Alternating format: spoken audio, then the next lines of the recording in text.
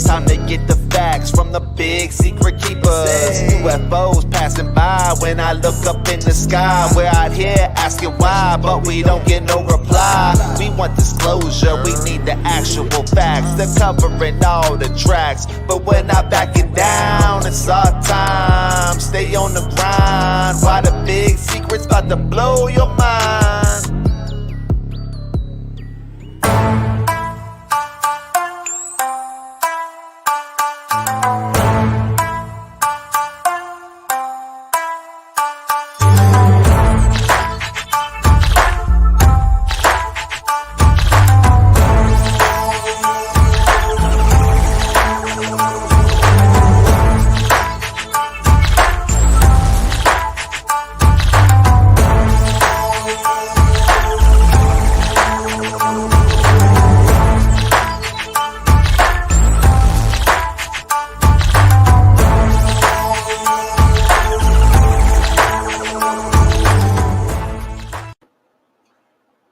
Truth Seekers, this is Roderick Martin. I want to welcome you all to Friday. Now, we can also note that we're here on the OnX Network, and so we're streaming live. So I want to welcome each and every one of you today, because in way you could have been any other place, but you chose to be right here, right now.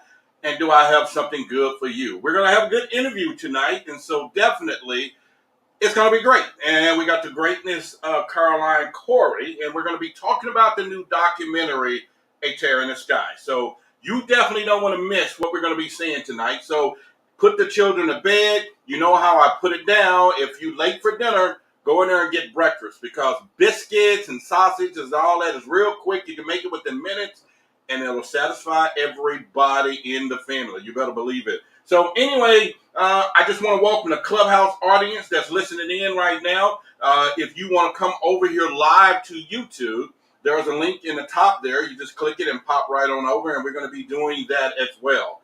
And if you're here already now, you know how I like it. Definitely post in the comments that I know you're here so I can give you your shout out as well. Invisible Tracker is here with us already, and that's how we're going to roll tonight. So either way, I'm excited. It's Friday, Freaky Friday. You know how we call it.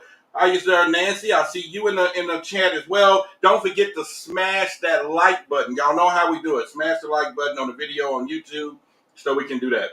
All right, so let me shut this down a little bit so we can get down into what we're going to be doing today, our stories and everything else. And so let me kind of put a couple of things up on the screen for you and me, all of us, because we work together in this.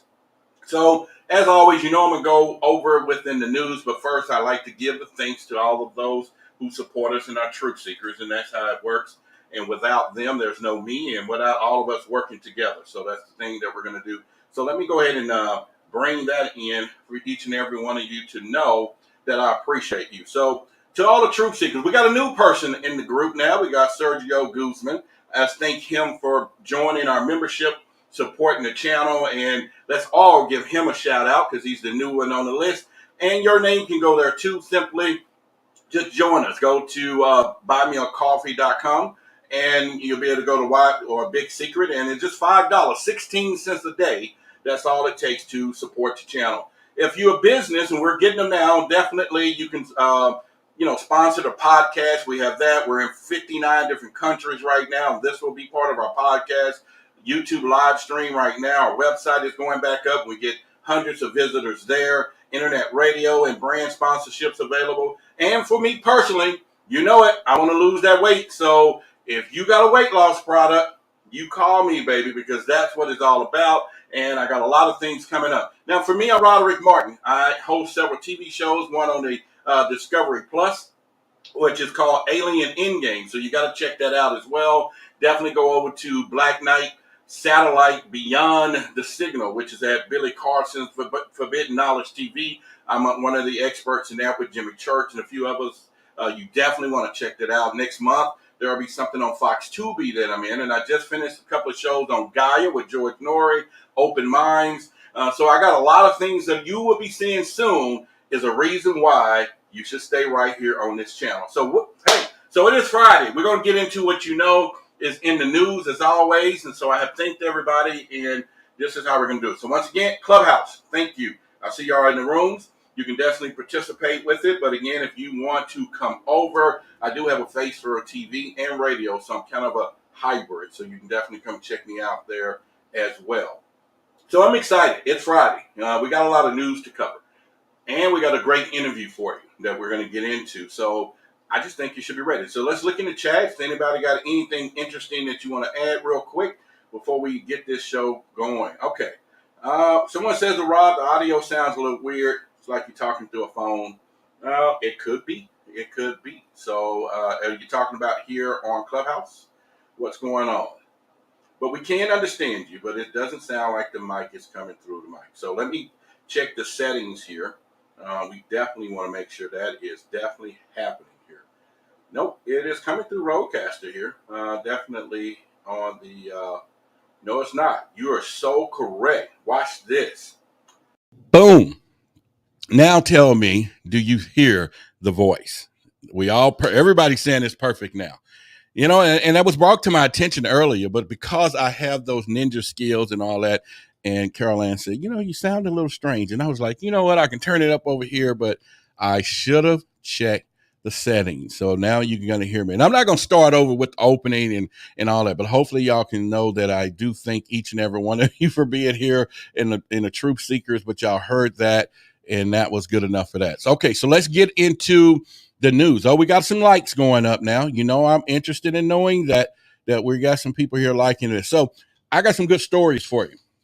And then we're going to have Caroline here. So let me get my notes for you, and so we can get going into that right now. So, all right. So here we go. So the first headline that we have today, which is, I think is interesting. The Brazil Senate celebrates UFO Day, World UFO Day. Come on, think about this, y'all. This here is the Senate in Brazil, okay? Not the United States of America, where we are. This is a whole nother country. And they were sitting on Friday, the World UFO Day. Now, they're celebrating this on June 24th to commemorate the first widely reported UFO sighting in 1947. Now, get this, by Kenneth Arnold, an American aviator. Now, I don't have to go no further to say this. And they're talking about the flying saucers and all those things that they're doing this. But one more thing, I'm just saying, like, wait a minute, this is an American guy, but yet over in a whole nother country, they're going to start a UFO day. And we can't even recognize that UFOs are real over here in our country with our Congress and the UAP hearings and all that. Over there, they already said, forget this. We're going to call it a UFO day. You know, if we had that over here in the United States, I think that will vindicate a lot of people when it comes down to it. So let's thank these people right here, because UFO Day in Brazil today, or the 24th, is official, and we need that here in the United States. I know what you're thinking. So for that, I might as well give you the next story, which is a Brazilian fighter jet pilot allegedly chased a UFO flying 15 times the speed of sound. Now, we talked about all those observables that Lou Elizondo spoke about in one of their videos and how fast these things are going. Now it's out there. We talk about Russia, we talk about China and all this. Look, 15 times fast of sound. Let me just tell you what happened. This Brazilian fighter jet pilot, he allegedly had an encounter with the UFO flying what he called a mind-boggling speed. You think? You know, and he says during the hearing about UFOs in the Brazilian Senate, which was recently. Now, he is in their Senate telling about a UFO story. In our Senate, you're not hearing none of that at all, right? Remember, you're not getting none of that stuff. They showed a little thing that fly by. At least they're talking about it. But anyway, he's saying the alleged fighter says that roughly 1,000 miles per hour was sent up. He was sent up to check on this, and he was flying what they call a Mirage F-103. So here's what the plane looked like. Man, that thing there is a beautiful piece of artwork, and it looked like it can fly pretty fast. But he said all of a sudden he went to go check this UFO out, and this thing outraced him. You hear me? Outraced him 15 times the speed of sound. That's incredible. That's very incredible. So this last article, I think we all need to truly pay attention to it, because I think this one is going to be truly profound once you get into what we're looking at. And I just think it was. When I saw it, I was pretty blown away. There was a UFO sighting found in ancient Egyptian papyrus, or what this is called. It's like an artifact. So let me kind of show it to you. Now, this is an artifact that they said that was a 3,500-year-old document recorded the appearance of several fiery discs that covered the sky in what they call a shone brighter than the sun. Now, this was reported by the Daily Star originally. Now, this incident is said to be documented. It's called Tula Papyrus. Okay. Now, this was discovered in 1933 by Alberto Tula. So, of course, quite naturally, they named it out to him. And the director of Egyptian Department of Vatican Museum, this is in an antique shop in Cairo. What really caught my attention, and should be yours too, is that this thing is 3,500 years old. And it had illustrations of UFOs. Okay. 3,500 years old. What do you guys think? Hit me in the I hear in the chat. Let me hear what you guys want to think about that one. 3,500 years old. It's an artifact, and it's found in the chat. I mean, not in the chat, but in Cairo. Does that say something? Does that take us back to ancient Egyptian times, that possibly UFOs? And that goes into that old crazy story that people think is crazy. I don't know. How do we get here? How do we get here on the planet? This is Freaky Friday, I know, and we can talk about that later on. But I thought that would be something, at least enough, for us to sit here and say, wow. Okay. So we're going to get ready to get with our main story in a minute. We'll get our the lady of the hour. She'll be here in just a moment, and I'm going to bring her up in about a minute here. And one of the things I want to just say, if you just tuning in, this is Roderick Martin. I want to welcome you to Why the Big Secret YouTube channel, where you're going to get some of the top stories when it comes down to the UFO news, paranormal, unexplained secrets, and those government cover-ups, which we call the big secret keepers. We're going to talk about that here all the time. But then I'm also going to add a little flavor to it.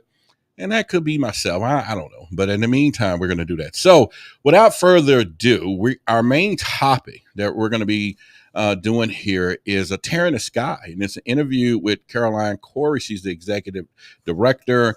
And I've also have gotten an opportunity to know her.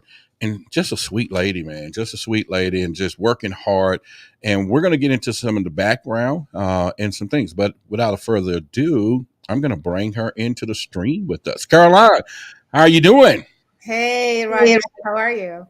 I am wonderful, and especially when I'm in the good graces of your highness yourself. You sound great, remember? I know. At first you told me, and I'm like, I'm flipping this thing. No, it's okay. And then, and you were so good. It says, okay, I'm just let you have it, but I'm not gonna argue. It's not. And now all of a sudden the clubhouse folks like, hey, and so those are the things from there. Okay, but how are you today? I'm awesome. I'm very happy for you. I love this whole thing. The opening music's awesome, and I'm so happy for you with all these new platforms that you're on. This is incredible. It's we're I call it infotainment, right? And it's not something I made up, but I think that there's just a time now that we just want to kind of deliver this thing a little different. Me really thinking that there's so much seriousness in what we have, Caroline, and I know people take this serious, and we should. And I know there's people who have some real mental afflictions from some of these encounters, talking to their families. But I think I want to bring a little laughter in these one day. I want people to be able to just not laugh at them, but with them, and just say it's okay. Because now what you thought may have been cuckoo or out the whatever, it was real. It's happening, and vindication is here. So that's how I look at it when it comes down to that. So how about yourself? Yeah, and I love your story about the story with the Brazilian Senate. It's so funny, but even for me, a lot of the traffic on my social media comes from Brazil. Really? Yes, isn't that interesting? Wow. Yes. Okay. And it's like, I just watched your movie. It all from Brazil. So something's happening there. Well, what has happened there, Caroline, I think, is that they have stamped it. They're stamped it, and it's not something that people are afraid to talk about. This is the real deal. People are looking into it. I think our government's trying to do a little soft introduction to people, but they're like, no, we got World UFO Day, and you got to remember, they didn't say Brazilian UFO Day. They was like, if the United States Whoa. if the United States can't do it, Russia can't do it, we're gonna speak for the world. World UFO Day. Yeah, it's about time. It's about time. It's ridiculous. I mean, I think it is. I think it's just one of those things that we should look at. Let me check the chats here and comments, and we got a few good people there. Good weekend to the Big Secret Tribe. All right, then. Okay, that's right. We'll do that. Travis says hello to you, Caroline, and Nancy says hello to you. which Travis? Travis Martin is his name, and no relations to me. I'm Roderick Martin, but no relations. Okay. Hey, guys. I'm so happy to be here with Roderick. I thought you were talking about Travis Taylor. Well, another story. Unless it's a code name down there, but no, he says Travis, and his name is Travis Martin, and that's where he says. All right, so I'm gonna show the audience in a few moments the trailer of this show, and we can get down with that, But before I do, I just want to get some background. How did you get started? And then we're gonna bless them with this trailer. I think they're gonna get a lot out of it. But I just want to bring them up to the moment. How did you get started in this? Yeah, actually, for me, it started organically as a child. I was 5 years old, and I realized that I could see the subtle energy, meaning I could see angels and auras and things like that. And I was, I guess, very sensitive kid, because I would look at someone and I knew what was happening with them, what was going to happen the next day. I was a weird kid. So, but I didn't think anything of it. I didn't think I was special. I didn't think it was anything special. So, but what that did was I started to think, okay, wait a minute, like how does this work? How is it possible that there are certain things that people can see and other people can't see? So am I making this up? Am I crazy? Because that's what you think. And so that got me in the field of consciousness, because I knew it had to do with consciousness, the mechanics of consciousness. And so I studied this subject for a long time. And, I researched it, worked with hundreds of people around the world, developed methodologies for meditation, for, regression, all sorts of things like that to try to understand what's beyond this physical world, basically. And so the UFO thing came a little bit later in life, but the interaction with beings, other consciousness, things like that started at a very early age. So by the time I started to see UFOs and things like that, it wasn't surprising. It was like, oh, okay, well, here's another piece of the puzzle. Okay. And, working, of course, at one point I ruled out the possibility that I was totally crazy, because there was too much evidence. I mean, it was too much evidence. Like, I would think of something and it would happen the next day. I mean, I had validation after validation after validation. And so working with many people who also witnessed the same things, had similar experiences, you got to get to a point where you have to stop doubting and turn the page, and you say, okay, this is real. What am I going to do about it? And so I started working with scientists, and I started to do all sorts of experiments. Some experiments had to do with consciousness, like if I'm focusing on something, how do I know it's affecting this or that? Or how does remote viewing work? Those types of things. And then when I started having more sightings, UFO sightings and things like that, I thought, okay, how do we do this scientifically? And that's where the idea for this film came about. Well, all right. So we know that, and like I said, for the audience, I'm going to show you all the trailer momentarily. So make sure you stick around for that. And if you're in Clubhouse right now, You're going to hear it, but if you really want to see it, I have put the link itself. It'll bring you straight into the live stream. You just click it and come on up here with us. And the only part of a mission, like the video. That's it. Like it. And if you're watching it now, slam that like button. So Caroline, so we know a lot has been going on. So let's get back to what we do know. We know the Congress and UAP hearings, and I know a lot of people was disappointed in that, and I was, but I wasn't surprised. Okay, the only thing I really took away is one of the things in there when he was saying, "Is there any collateral damage, or is there any things that people can get in trouble for reporting?" I'm like, man, that's a setup there. So, what is your current thought on this UFO situation today from your perspective? Yeah, the hearing was very disappointing. I have to say, I was a little surprised. I mean, not too surprised, but some of it was very surprising. The fact Good. that they showed these very strange, like almost unrecognizable clips. I mean, like, why didn't they show the Tic Tacs, of the Navy? So that was kind of surprising. Also, that some of them weren't aware at all of some of the very famous cases, like the ones over the nuclear facilities. That was surprising and very surprising. I also freaked out when I heard what you just said, what you just mentioned. It was like, what are you telling me? That yeah, you know what? And you know what? You just probably let me tell you something. You made the ultimate expression. So let me just kind of play it for everybody. Can you say that again? I'm sorry, what? It is. I mean, it's like, what? Did he just say that? I know. And I was like, it's the same thing. I was like, did he just say that? What?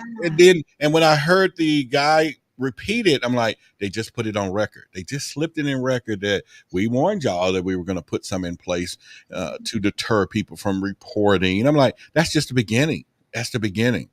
And I just thought that was sad. So, yeah, I don't know. I really... I think at first, and then we'll get into the trailer next. And at first I was thinking the jig is up, okay, now they should just lay it all out. The investigators, we can just stop talking and now just look. And it's like, man, they done took us to they done shift the paradigm, as Christina Gomez would say. We're in a whole different level now. And I'm like, this is a whole new level. And that's where we are from there. So I'm excited. What I'm going to do now is bless this audience with the trailer, and then we'll get into your decision why you made this movie. So let me bring the trailer up, and if you're in Clubhouse, I'll give you a few seconds to come on up, hit that button so you can see the trailer of A Terror in the Sky, and my boy's in it, and he's definitely in it. In fact, let me just let y'all know, here's what It's a foregone conclusion none of these people have ever seen an extraterrestrial before. Well, and he's there. So he's in that, and I tell you what. So let's play the file, and we can go right now. So let's do it. What has made mankind is an insatiable curiosity. Insatiable. What is that?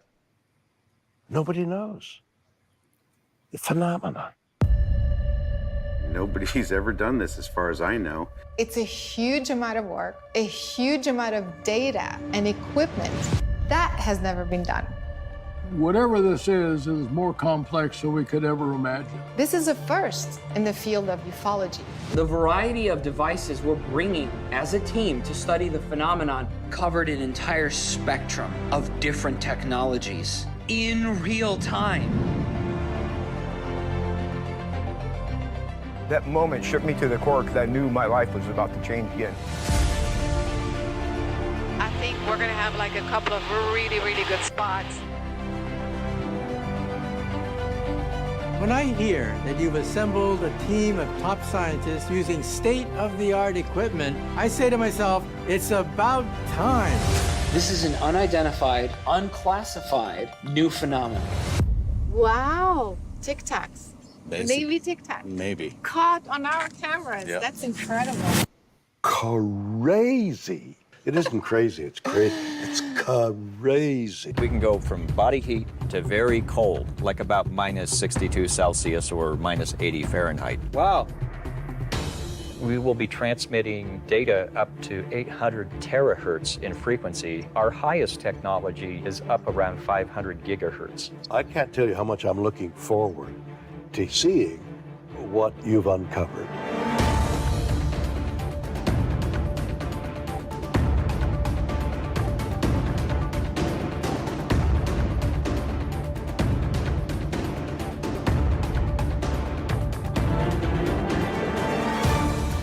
We're triangulating and converging at 2 points, the same object. It's fading. It's gone. It's gone. It's friggin' gone. Something over Catalina. We need you up here. We could be heading towards the biggest see I told you so in history.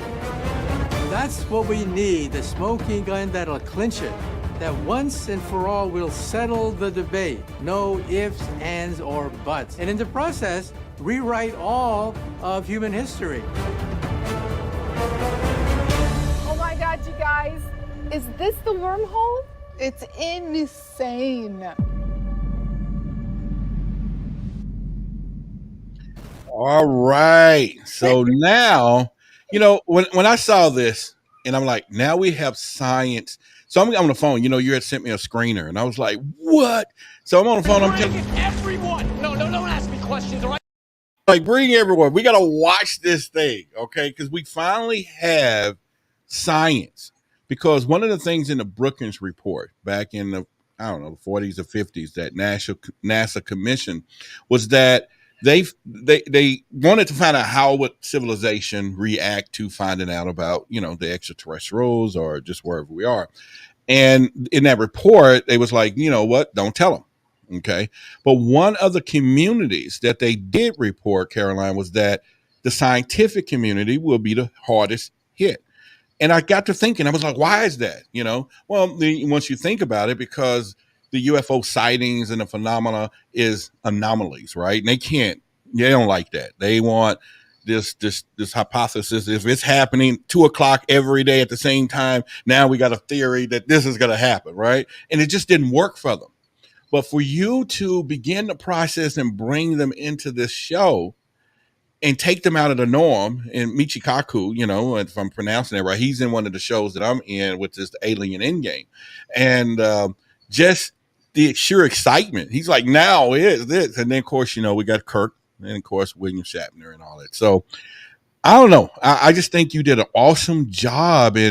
And we're going to talk about this in detail, but I think that people should see it. So if you guys want to watch it, there's a link right there on the screen. I also have placed the link in the description of this YouTube video. So at any point, you can just go down there, click, and go find it and watch it. I think you won't be disappointed, number one. But number two, you're going to be really shocked where science meets the doubts of the other side of the world, where things can be calculated. So congratulations to you for doing that. Thanks so much. Yeah. I mean, that's the reason why I did this film, because that's exactly what's missing. Mm-hmm. And also, you're trying to bring credibility to a subject that is considered paranormal. I mean, how do you do that? You bring some sort of measurable, some sort of way to validate it through measurability, And so that is the scientific instruments, scientific analysis, scientific methodologies. So that's the reason why. So as a filmmaker, I mean, what you do when you have an idea, you look around and you say, wait a minute, who else has done something like this from this perspective? So for UFOs, I looked around. Of course, there's Skinwalker Ranch, but that's a whole different thing. That's a paranormal. That's for a specific location. I am investigating the UFO phenomenon. Yeah. I looked around and no one had done an extensive, real-time scientific expedition and analysis, and that was right there what convinced me, there's no time to waste. If we are going to wait for the government to give us clues and data and validation, it's just not going to it hasn't happened. Why should it happen overnight? Even the congressional hearing, I mean, first of all, the congressional hearing came after the movie, but even at the time, there's no indication whatsoever that we were going to get anything like this from the government. So, and I truly believe if there's any sort of disclosure that was going to happen, it was going to come, or at least be triggered by us, civilians. And so I was like, we have to go out and do it this way. And so I was very convinced. Well, I know, like you said, you're looking at the perspective, but why? First of all, and of course, I'm gonna say, why the big secret? Why didn't anyone before you want to even venture into bringing the scientific side in it? Because you took a big risk. Y'all didn't know if you was going to find anything. This whole thing was an expedition. What if you got there and nothing happened? But I know, you did your homework. You knew scientifically, you knew the location to go and things like that. And we'll talk about that later. But my main point is, what exactly, just overall, you was trying to paint create that different angle. And if you didn't, but you did, I think, because I watched it. Why was that so important, besides perspective, to create that different angle? Yeah, that was a huge risk. I mean, how many people have you heard who would say, "Oh, I went to this expedition and like nothing happened"? Mm-hmm. I mean, that's the point. Yeah. And so it was a huge risk. Plus, for people who don't know, I'm the one who funded this film. So, and as you saw just in the trailer, this was a big production. This was an expensive production. So it was a huge risk. And also the fact that no one had done it before, which blows my mind. I mean, but I mean, well, nobody, like you said, it was a risk. Because it's your own money. When you're dealing with these big production companies, their bean counters are not going to let them go down that alley. But you followed your intuition, your guide, and said, "Let's do it," and it's your own money. So that's the power, I would assume, of doing that. But continue, yeah. Yeah, exactly. But I have to say, for the average person, UFO researcher, it's pretty costly to do it right. I mean, you saw the amount of devices we had, and so to do it right, I mean, of course, you can capture amazing footage. I mean, it's on YouTube everywhere.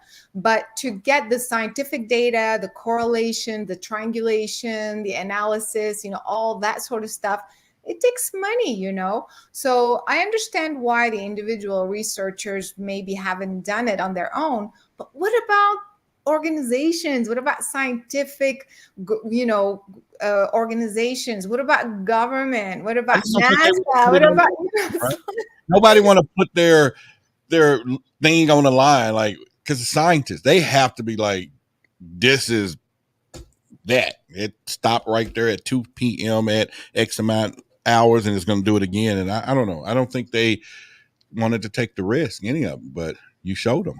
Yeah, exactly. I think that's exactly what this film does. And I personally, myself, the closer we got, the more I was like, oh my God, what if nothing happens?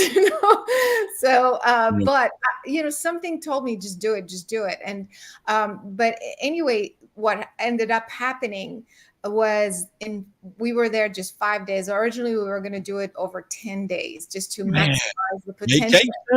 Yeah, right? Just to kind of like to just maximize the possibility of something actually happening, something compelling, And so the budget was getting so crazy. And also the group had never worked together before. They had never done it before. We had never done it before. No one had ever done it before. So I said, you know what? Let's just do 5 days. And then if nothing happens, we'll see if we can extend, or we'll worry about it then. And sure enough, I mean, in 5 days, just think about this. In 5 days, we not only captured some things that, you can see online, like things zigzagging, coming in and out of frame, doing weird stuff, going against the wind, but we also captured things that were extraordinary, meaning literally raining down, dropping in the water. And I've never seen anything like it actually anywhere. Yeah, And I mean, you had some great stuff in there. I I mean, you really know. did. I have a question, and we'll get into our second segment in just a moment for the guest. But you just now answered the why. You answered the why, the big secret, I would say, and why you wanted to give this different perspective, and why most people don't do it. Why did you, or not why? How did you decide who you're going to be working with? And what type of things you're going to be doing, equipment, and the location out of all places in the universe or the world. Okay. I don't think you picked it because that was a beautiful place. I mean, if you wasn't going to find anything, that would be the place to be, because then it would have been the best vacation. It was just beautiful, because you can always look at the team and say, I did take y'all to a beautiful island somewhere, right? Didn't I? So just kind of go into that, the who, the what, and the where, I should say. Yeah, so that was very important. Normally, I would, because I've done other films that way, not UFOs, but other types of Okay. film, where I would find scientists and I would put the team together. But what happened in this case, as we were researching, we were in pre-production, and we Okay. were researching who else is out there is doing what, as I was saying, and we stumbled on Kevin Day. And Kevin Day, so we had a conversation over the phone, and I said, hey, I know he's the radar.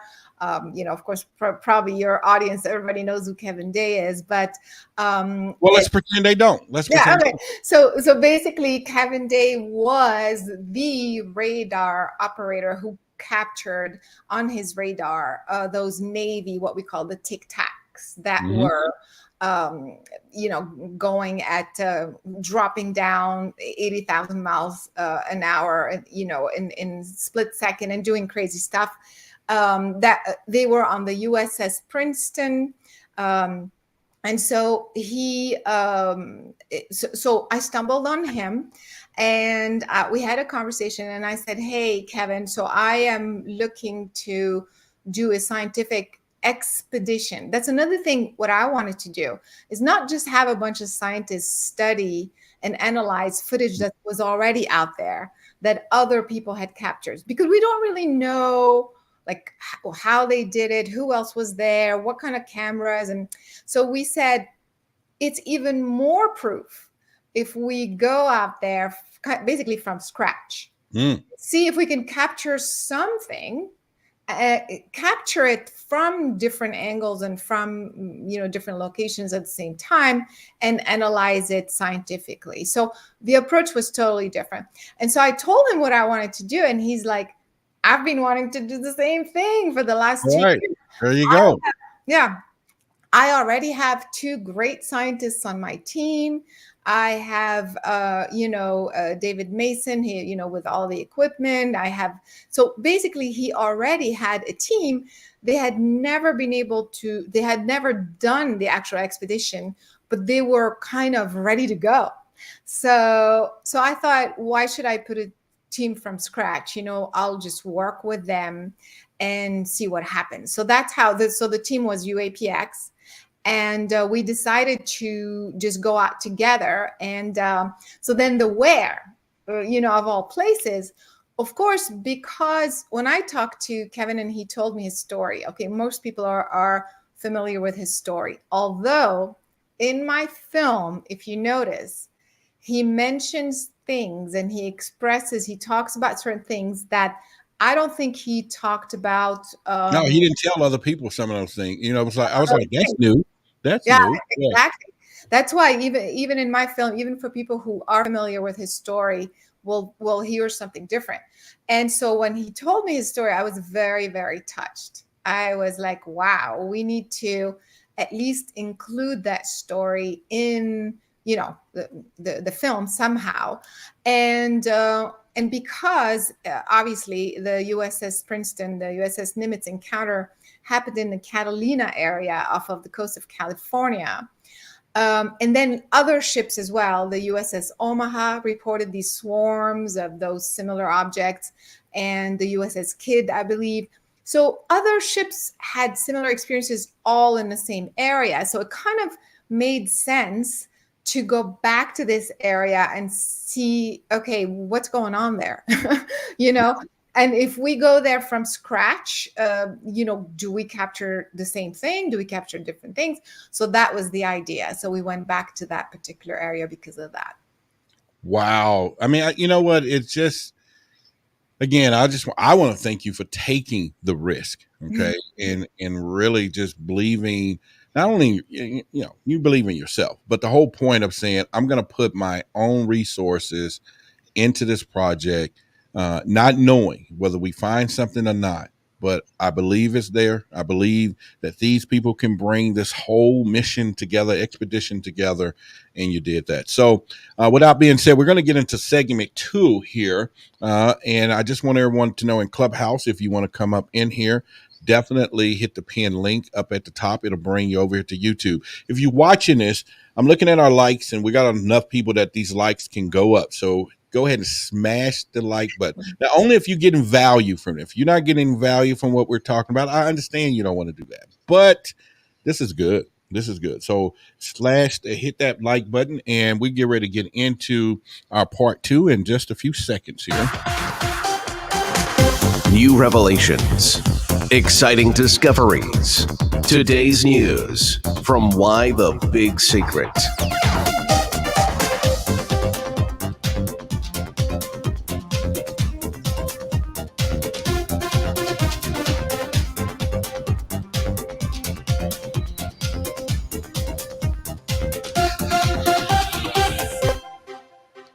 All right. If you listening to us, just hopped in, I'm Roderick Martin. I'm here with Caroline Corey, the executive producer of A Terror in the Sky. And when I tell you it's something you need to watch, the link is in the YouTube channel. We definitely want to do that. We're here on the X. Y'all better believe it, baby. And you in the UnX network, which is the Unexplained. So make sure you check that out. Go there. There's a lot of shows there that they do 24/7, 12, 365 plus OT, baby.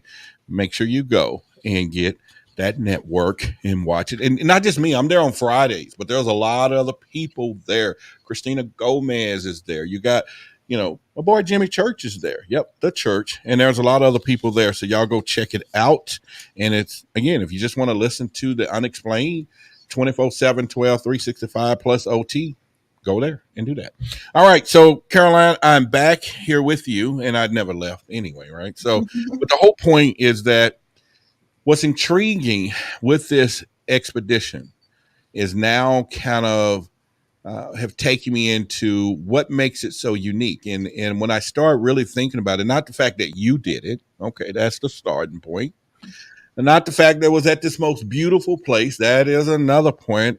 And not the fact that I wasn't invited to just hold the bag, just hold the bags for y'all. Just, because I do need to lose some weight. I could have, no, you know what? Y'all did some trekking. I probably couldn't hang on that one. But the equipment that you guys used, and that I think is what the groundbreaking moments were.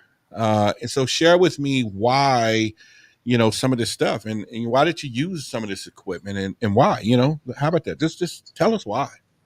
Yeah, so when we were brainstorming about what to use, how to go about this, how to make it scientific, the idea was to not just have cameras, and night vision. I mean, that's kind of the typical. So we had to have multiple of everything, first of all. So we had multiple cameras, multiple night vision, which is in the infrared range. And then we had multiple FLIR cameras. The FLIR cameras, for those who don't know, it's 10 times the spectrum of a regular night vision. So it's that much more sensitivity. Also, it picks up the temperature of the object. So think about that. If an object is flying in the sky and it's registering cold, then it's using a propulsion system that we don't have because there's there's the friction and the heat. So, and we had so just for people to have a frame of reference, each FLIR camera is like $50,000, American dollars? Yes. And we had 8 of them. Again, the idea was to cover the entire sky, because another problem we find in ufology is that you have one angle, one field of view. And so the idea is to cover the entire sky at the same time.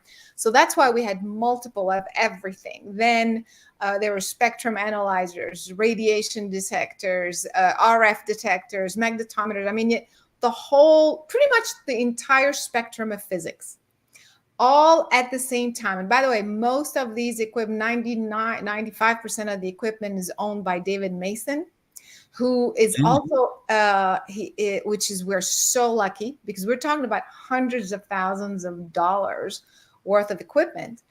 And he's an inventor. So he had technology. Now, this is already unique enough.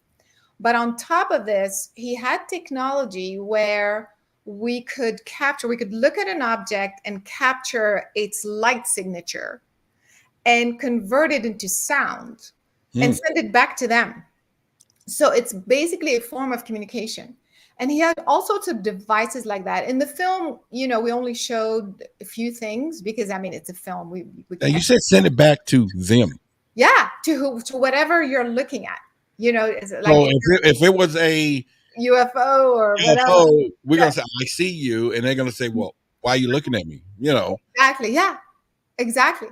And so he had all sorts of super cool technologies, and that's original inventions. So think about it. The setup was already very unique, plus having those inventions that took it to a whole different level. And so that's why. So when we were brainstorming, we were like, we can't just have one camera, one thing. We need to go all the way and cover the entire, like I said, the spectrum of physics, pretty much. Because the idea was to have correlations, meaning you see something, but if you have a correlation, meaning at the same time as you see it, you have a radiation spike, some sort of, or you have a radar image that's picking up something else about it, or you see what I mean? A radio frequency signal that's freaking out or something. Then you're collecting different data points about this one object. Now you can come to different conclusions, better conclusions. You can understand the properties of this object. Oh, this object is cold. Oh, this object, can do this and that. Oh, this object could be radioactive because it had, do you see what I mean? I see what you mean. Y'all didn't want to leave nothing to chance. If we're going to get something, we're going to get something. Exactly. So that's why this is a very, very unique setup, totally first ever in the history of ufology. And, we can talk about what we ended up finding. We're going to get to that. I mean, we got 2 more sections after this, and I just want to paint the picture, because the other part of this is, the people, the team that you assemble, and we want to, really find out what, when you're putting together a team, especially a football team, you have a quarterback because he's the quarterback. He can manage the ball. You got a wide receiver because he can catch the ball. You got your running backs. You got and it's always a good coach know how to put a good team together to get those results. Now, I'm not going to discount all the people, their equipment and everything, but I think for me, the quarterback was this guy right here. Foregone conclusion. None of these people have ever seen an extraterrestrial before. And just knowing that he was like in it, you know what I'm saying? And he was like, we're going to do this. Yeah. So let's get down to that. What did each team member bring to the table and why? Yeah, that's what was so fascinating about this whole team. Again, they had never worked together before. We had never worked with them before. So it was pretty amazing, actually, that the synergy and the way it ended up working out, during the production was pretty amazing. So the scientists, for example, you have Matthew Shadagis, who is a dark matter, expert, basically, physicist. And so he's used to looking at, when he's looking, he understands radiation, particle physics, So when we are looking at an object in the sky in ufology and detecting radiation and things like that, he's going to know exactly what that's about, what that means, So he was instrumental for that. And he also had the cosmic watch. Again, these are all the technical details, but Kevin Knuth, also another physicist. Now his specialty is exoplanets. So he's used to, again, looking for life outside of Earth and things like that. So their specialties were very, very relevant to UFO expedition investigation. And then, of course, like I mentioned, David Mason with his technology background and inventions. And then we had, the Navy guys, the reason why they were also instrumental, but because they brought the real story, the real experience. So it kind of, from the science and the technology and the real human experience to make it real, because it was a real story. It starts with a real story. It ends with a real story. And of course, so my idea was, what else can I do to make this subject more mainstream?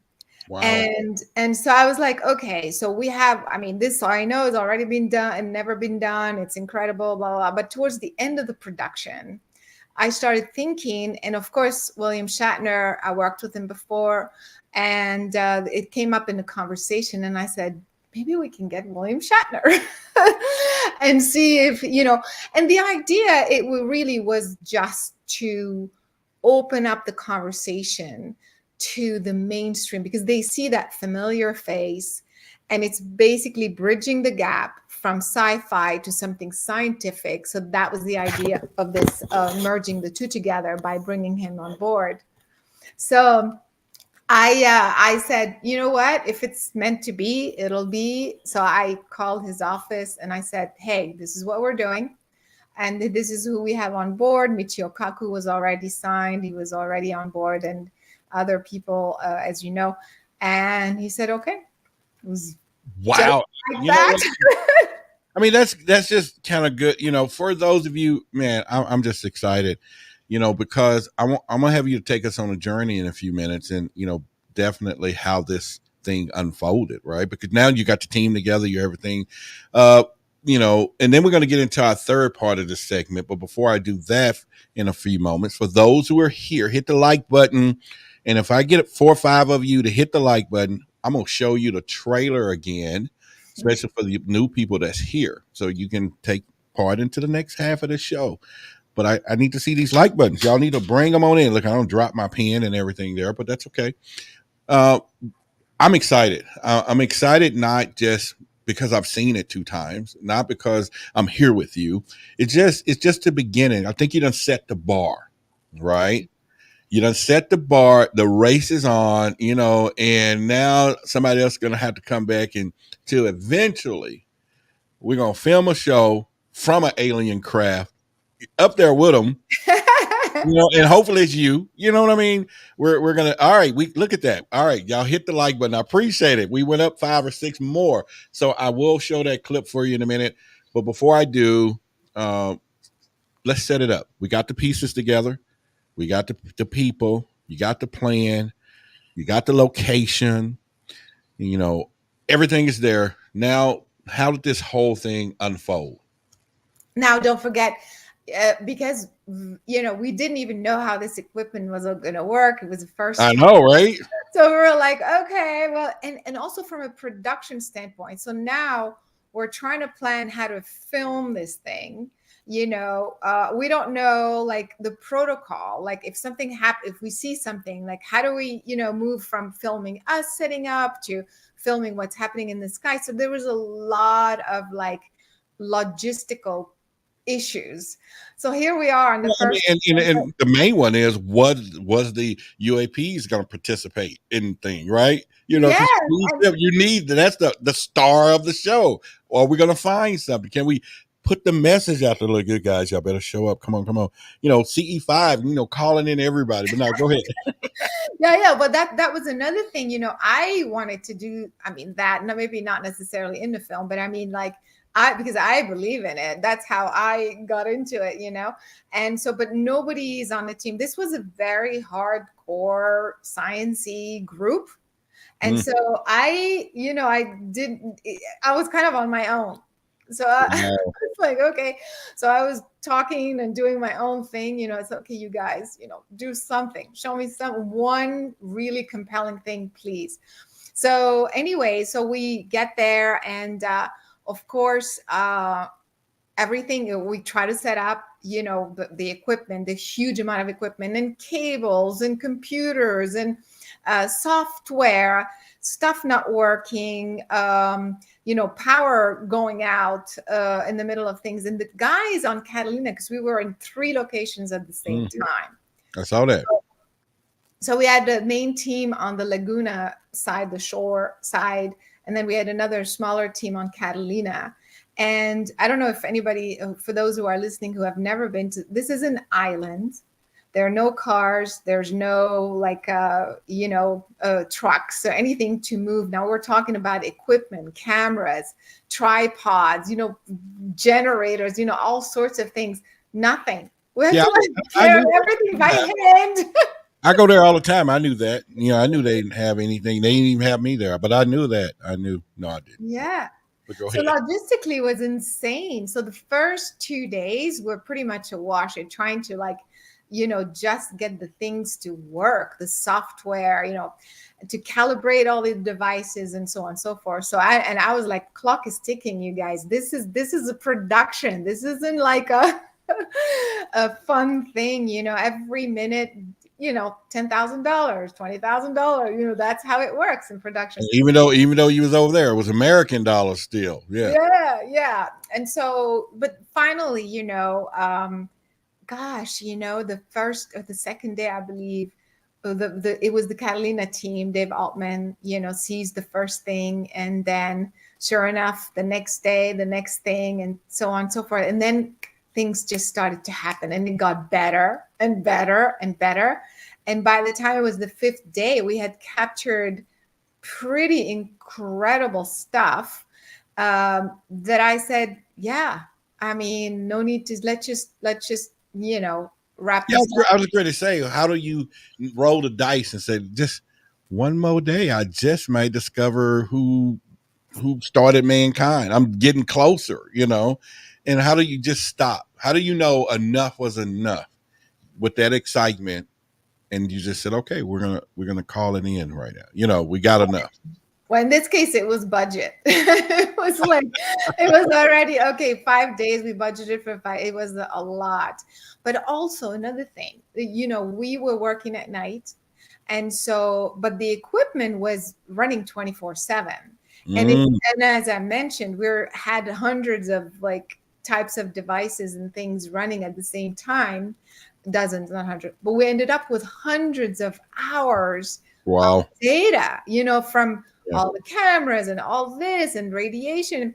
So by the time we couldn't even keep up on the same day, because we were filming and we were doing this and that.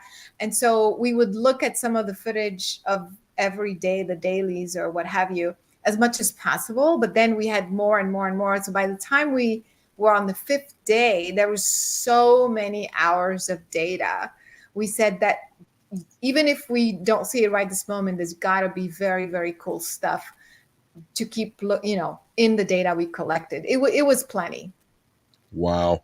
I tell you what, so as I promised, if you just joined us, I'm going to show you the trailer we showed at the beginning of the show. We did have a few of you hit that thumbs up button, so I want to appreciate you for doing that. If you're in Clubhouse, again, if you want to come over and look at this trailer, just hit the pin link at the top. It's going to bring you up, and I'm just excited. So let me share with you. It's a 2-minute trailer. You got to see it. It just really is just, man, it just gives you so much expectations to why you should watch what's going on here. So let me bring it up, and we're going to show it right now. What has made mankind is an insatiable curiosity. Insatiable. What is that? Nobody knows.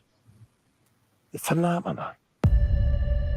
Nobody's ever done this as far as I know. It's a huge amount of work, a huge amount of data and equipment. That has never been done. Whatever this is more complex than we could ever imagine. This is a first in the field of ufology. The variety of devices we're bringing as a team to study the phenomenon covered an entire spectrum of different technologies in real time.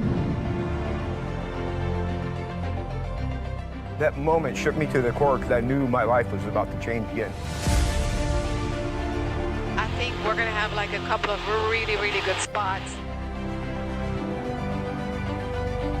When I hear that you've assembled a team of top scientists using state-of-the-art equipment, I say to myself, it's about time.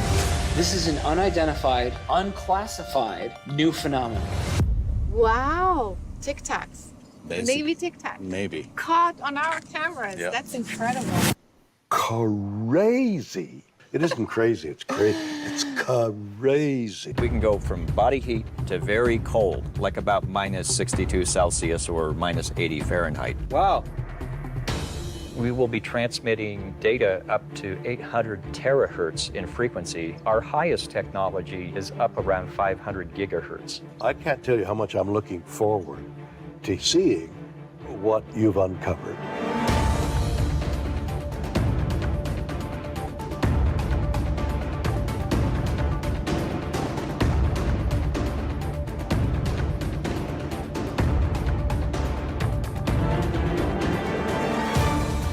We're triangulating and converging at 2 points, the same object. It's gone. It's gone. It's gone. It's friggin' gone. Saw something over Catalina. We need you up here. We could be heading towards the biggest "see I told you so" in history. That's what we need, the smoking gun that'll clinch it.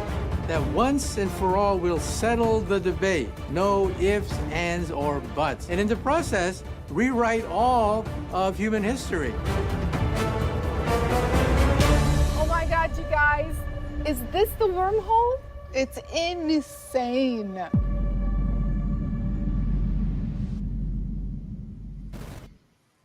It's insane. So let me set us up for the next one here and get people going and know why we are here. Exciting discoveries. Today's news from Why the Big Secret.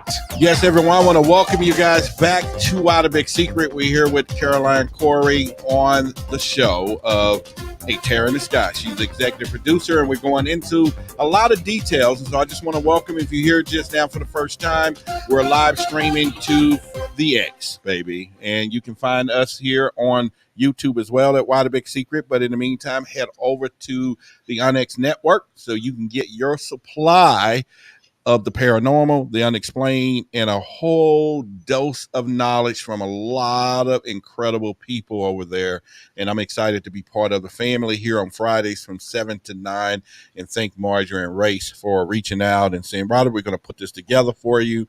And I'm excited. But even more excited, I'm here with the gorgeous Caroline. And, you know, we all know that she got a face for TV. She makes TV. So let's get past that because we're more interested in what we're going to be talking about. And the curiosity of all this, Caroline, is what did you expect to find? I mean, because when I count my money and I know I'm going to go to McDonald's, I know they're going to have a Big Mac there. I just know it's going to be there.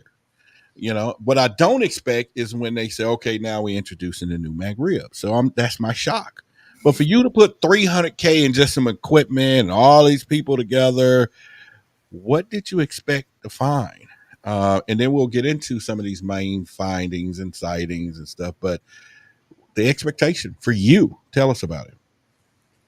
I was honestly just trusting my intuition, really. And I was just hoping to find one very compelling piece of evidence that we would capture, like I was saying, from different angles, multiple angles across multiple devices.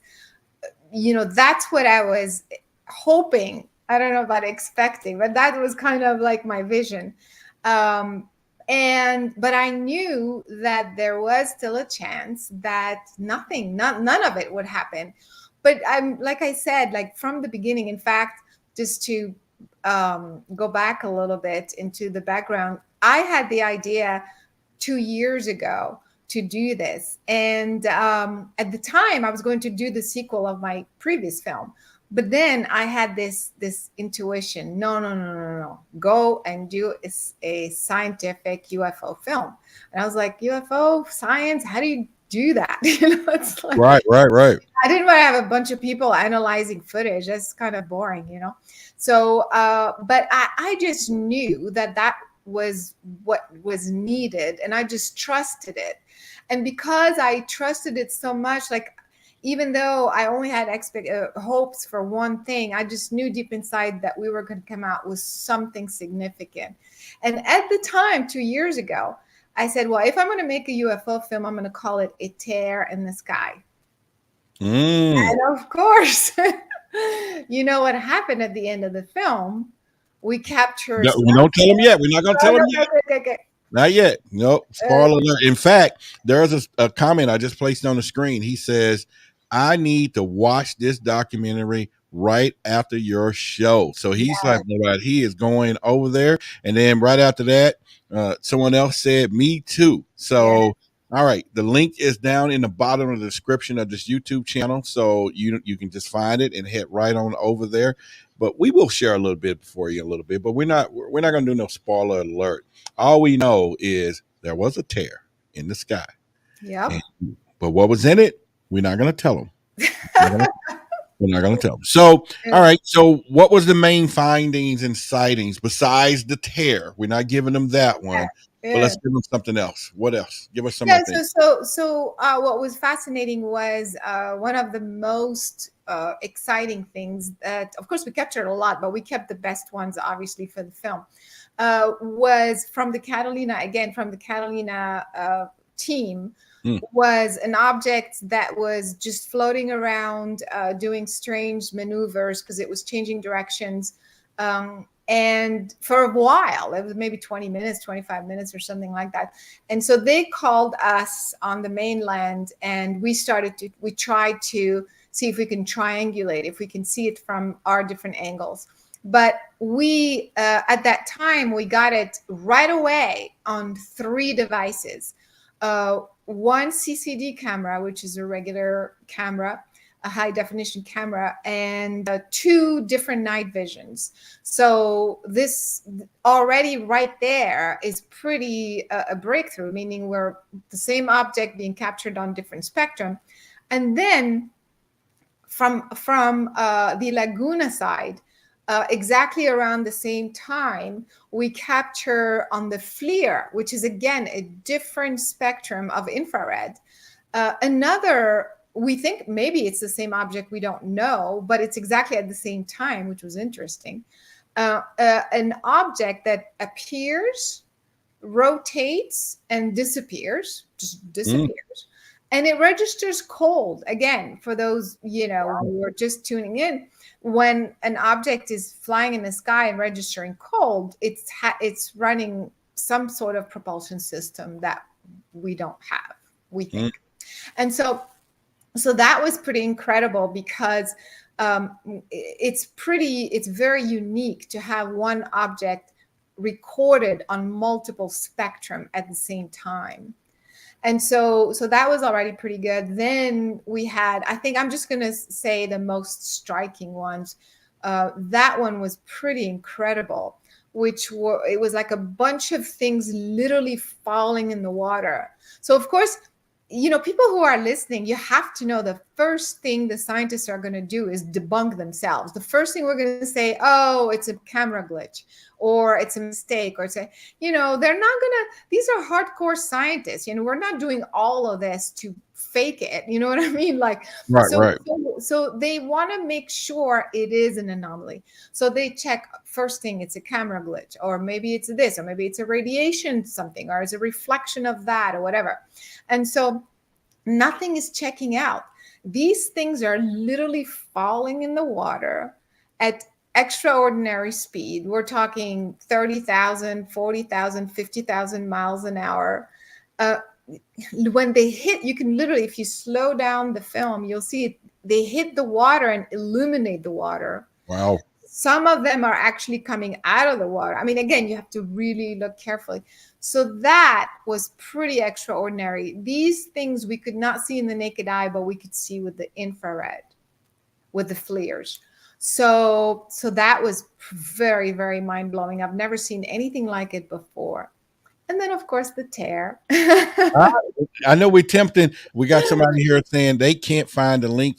It's in the description of Tear in the sky. It's down here in the description. It's right there too, right under her. Under my name, itearinthesky.com. Yeah. So that's for Nikhil. So definitely it's there. You can do it. But if not, you can click in the description of this YouTube video. I have the link there and it's going to take you right on over there. Not yet, though. You don't want to miss the rest of the show. And if you're watching this right now, smash the like button. Let's get those up. We need that algorithm of YouTube to know we are here and to sound the alarm that we're here. And that's what it's all about. And I appreciate it. So, but in the meantime, I'm checking the chats. We're here with Caroline Corey. If you, I see people in Clubhouse, and if you want to hop in on the conversation live, but other than that, stay where you are because you can hear us clear. But if you want to come in and see the faces, you know, she definitely has a face for TV. I'm a hybrid. I got a part face for TV and radio. You'll figure that out tonight when you're going out. You'll be, what are you talking about? And, but they'll figure it out. But in the meantime, we're talking about a tear in the sky. We're not going to, I'm trying not to. She wants to tell y'all. She wants, but it's in the documentary. Okay. It's in the documentary. And so, but there's so much long before that, Caroline. I think it's just pretty much. But my thing is, we see so much on YouTube, okay? And there is a lot on YouTube. You know, it's there. You know, we are on YouTube. But, you know, how does this different from what we see on YouTube versus this production? Yeah, again, some of the clips, the sightings that the findings that we have in the movie, I've never seen anywhere. It's like the one I just described, you know, that those things falling down in the water. Yeah. And by the way, a side note, an important side note. I mean, I already said that these scientists aren't gonna, you know, right away say it's this or that. They're gonna analyze the heck out of it and then debunk themselves basically. And they have to, yeah. And also, you know, this is a film. It's not a PowerPoint presentation for, you know, at a scientific, you know, conference, you know. So there's so much science that we put in the film, you know, just enough to keep kind of to explain why this is an anomaly. But beyond the film, the scientists actually just presented more scientific data to the scientific community at the Scientific Coalition of UAPs recently, a couple of weeks ago. And so basically, even since the movie, more scientists have seen this footage, and we have yet to have a plausible explanation for some of these sightings, these findings. And so that's what makes this very different. Some of these have never seen before. Also, the fact that we have correlations. That's what you don't see on YouTube. You have one amazing clip, but you don't have correlation with radiation. You don't have correlation with other devices. You don't have correlations from different angles. You don't have this other data all at the same time. And so that's what makes this very, very different and very unique and very important. Now, okay, it's important to have correlation, and we understand that. Well, no, we don't, because I have to make sure my audience is just like I am. They're curious. Now that you have this correlating data, and it is important, but how important is it? Can you go into that? It's very important. And don't forget, this is the beginning. Like I said, we are the first ones. There's nothing like it out there. And so the idea is to kind of lock in the system, you know, like, okay, we have to have these types of devices at the same time, triangulate this and do it that way, collect that amount of correlations, repeat it, have it happen again, not necessarily exactly in the same location. I mean, that too, of course. But what I'm saying is what we've done in this film is showcase the foundation of how to go, the process of scientific analysis. You see what I mean? Yeah. And from there, we have to keep building on it. So that's why when you have an object and it's just one data point, it's not enough. It's not enough. But you correlated with radiation, you correlated with other devices, you correlated with RF, you correlated with other data points, and then you see these similar correlations again and again. Now you can start to come to real definitive conclusions. That's why it's so important. This is where those scientists began to have their theories now, I guess, from the hypothesis of things. And now I know you mentioned, you had a lot of people looking at it, but have you got the shocking call, like, some big scientific organization contact you and offer analysis of everything? I mean, outside of you reaching out, did you get the call? And I know there are some other people probably want to see that data, and we ain't going to talk about those. They're in that category around our screen, that behind the blackness over there. I call them the big secret keepers. Mm-hmm. But yeah, any other organizations reach out and say, hey, let us analyze it, the big ones, some of them that we wouldn't. Yeah. So like I said, we, the scientists, Matthew and Kevin, did this presentation quite recently to hundreds of scientists.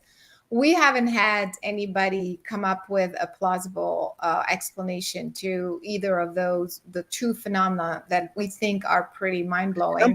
I'm thinking like a NASA, Yeah, NASA. Yeah, exactly. But all these people are, all these people are, but for a credible scientist, to come to a conclusion, to call me and say, hey, this isn't a tear in the sky, this isn't a wormhole, this is a phenomenon that we know that's called this and that. They can't do that. They have to request the raw footage. I mean, to analyze this properly, you can't be looking at a clip in a film and come to any conclusion. You have to do your due diligence. And so that's the reason why I can tell you no one's offered me or anybody on this team any sort of real scientific explanation, because you have to look at the data, look at all of the scientific explanation, not just from the film, is what I'm saying.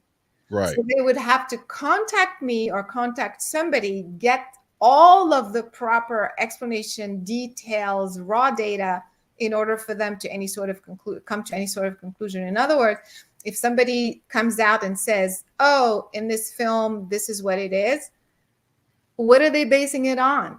You see what I'm saying? So I'm telling you officially that we have not been approached by a scientific organization to really study correctly and scientifically the findings. All right. There's no one here with us. And the theme of my show is Why the Big Secret. So how about unofficial?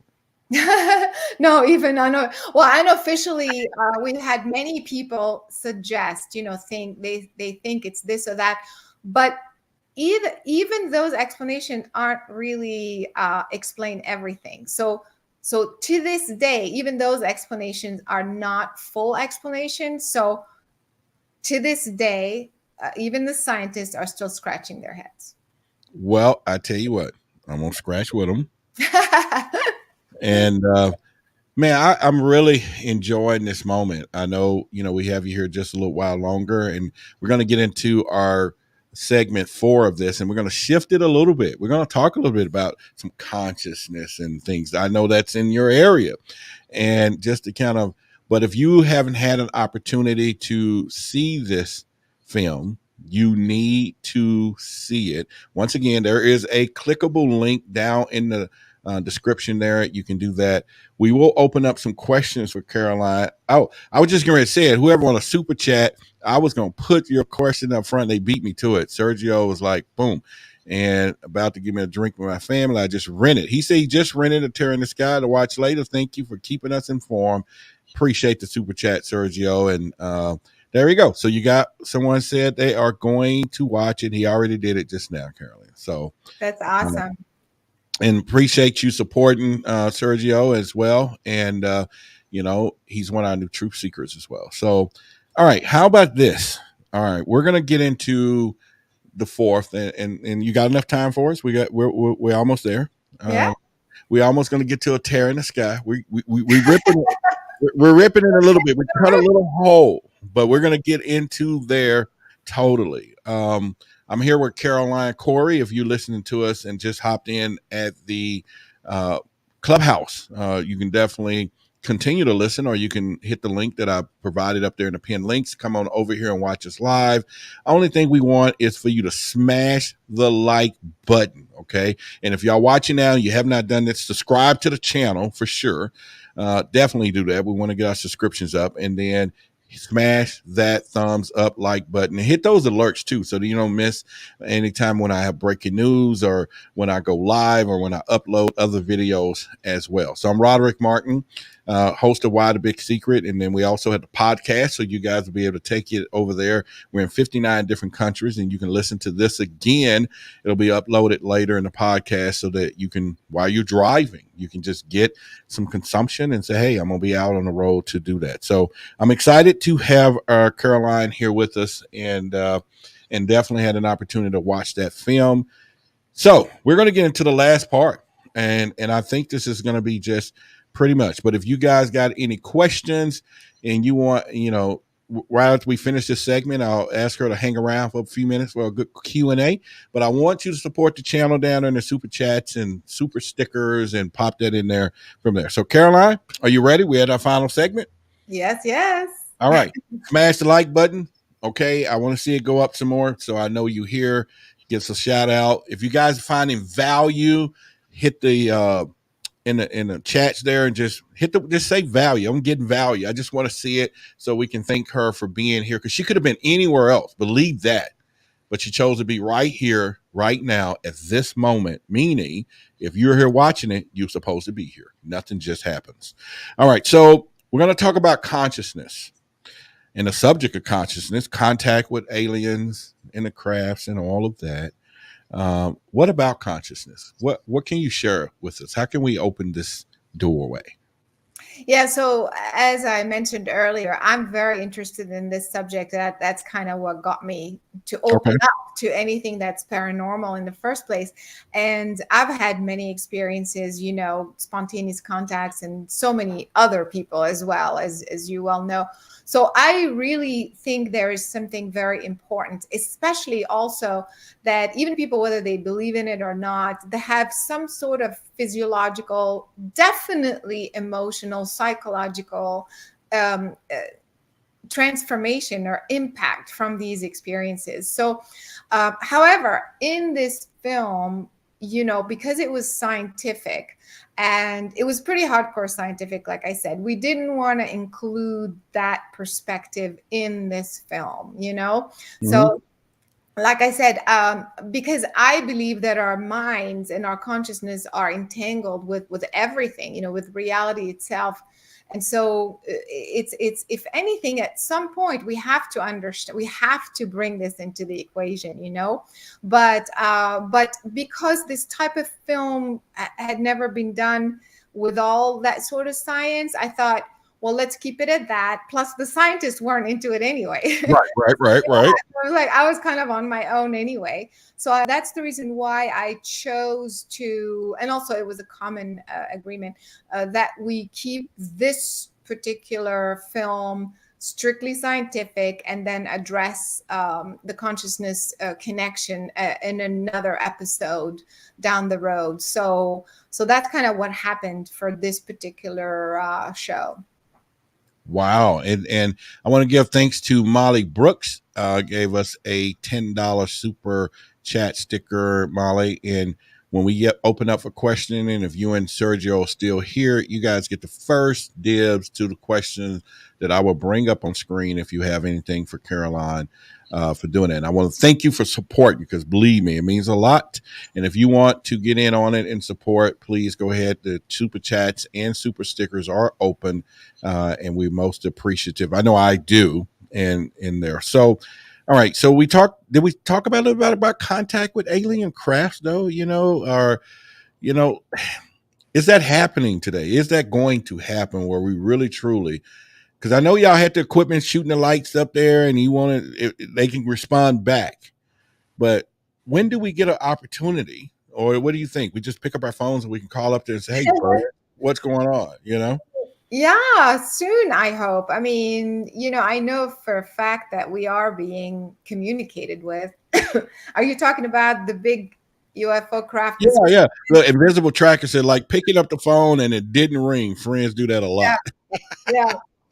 So Yeah, so we're going to experiment more with those types of communication devices, to see what else we could trigger. So we'll see, but I think it's the contact at this point is still mostly happening through the consciousness. Through consciousness. Yeah. I mean, I had an experience very recently, just before this film, where I saw, right above my head, there was these 3 balls of light. They were bouncing off of each other, and I look up and I'm just thinking, are you what I think you are? Kind of.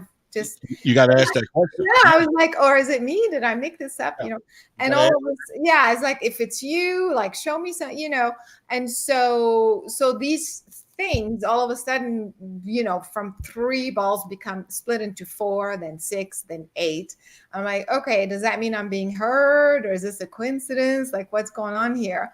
So then I just say, okay, well, if you can hear me or whatever that's happening, show me something. So give me a sign. Yeah. Maybe I'm making this up, So I started walking outside my house half a mile, like in one direction. And these things are literally hovering right above me, like just following me. And then I changed direction, and then they literally, they're hovering above me, like in a different direction. So did I make this up? I don't think so, because they were literally responding. Yeah. What I was thinking literally right then. And in fact, and then I just want to say, so I see a neighbor, right? She's walking her dog, right? Okay. And then I say, hey, hi, do you see these lights like right above us? And she looks up and she goes, oh yeah, that's interesting.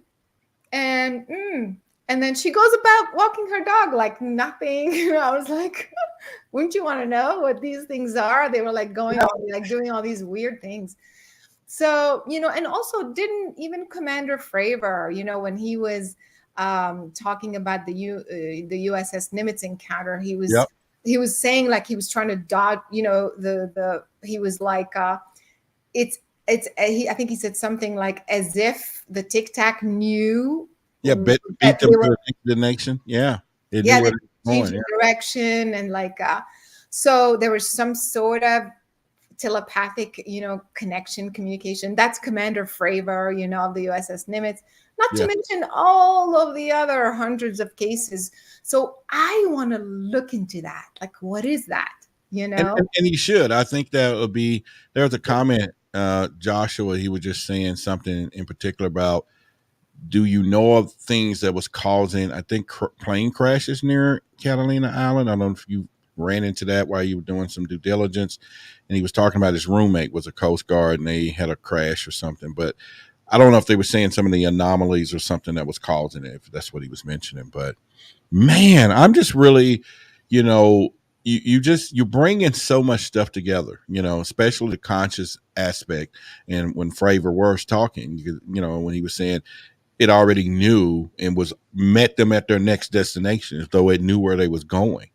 And it's like, man, and it goes back to a lot of the stories that you hear from Antarctica and how they knew we was coming, and it's like, okay, if they know this, why waste time making a plan? Because it's like, they already know. And so if they know if they want to show up or not, and definitely there was a tear in the sky, You guys Yeah. got to know what's going. We're not going to tell you. We're not going to tell you when it opened up or what happened with it, how big of a tear, little rip, ripples or whatever. You got to watch the documentary to do that. So, what did this film do for ufology, though?